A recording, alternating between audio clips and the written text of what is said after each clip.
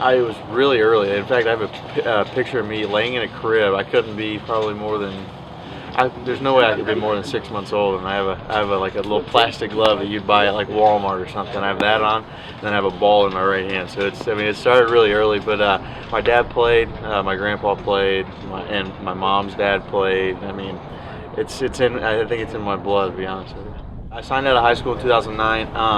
But growing up, I played travel baseball a lot. I played a lot of travel baseball. I think my first travel team I played on probably was 7 or 8, honestly. And I always played with guys who were older than me. I grew up really idolizing Pudge Rodriguez. So just watching him, and my dad caught in high school, and growing up, I played shortstop. I played a lot of shortstop, and it just so happened that I started catching every once in a while, and it kind of took hold from there.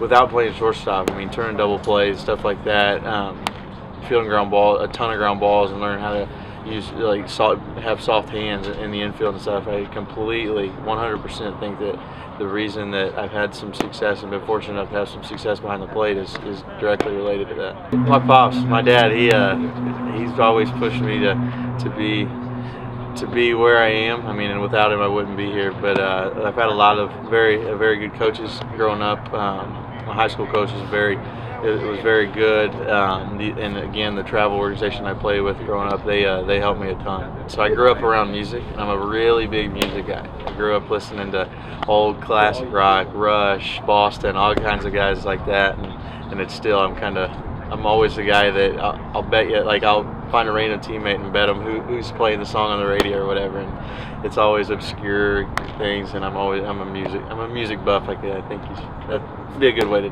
generalize it.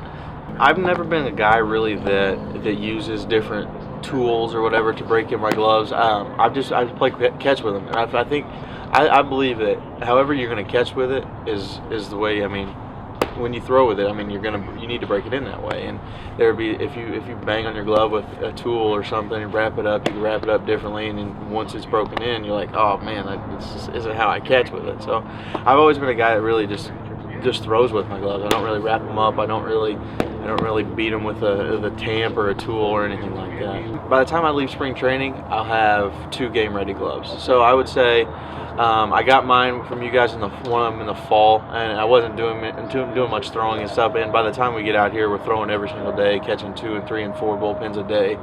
So I mean, it probably takes me 2 weeks. I'm trying to think here. When I was a sophomore in high school, we had a team-issued set, and I picked it up and I started using it. I didn't have the glove at the time, but I started using the gear. I was like, man, this stuff's good. And then it started just kind of growing on me from there. I tried out a couple of different things, but it's always seemed like I've come back to what I guess you call home, I guess, being with All-Star, and I couldn't be happier.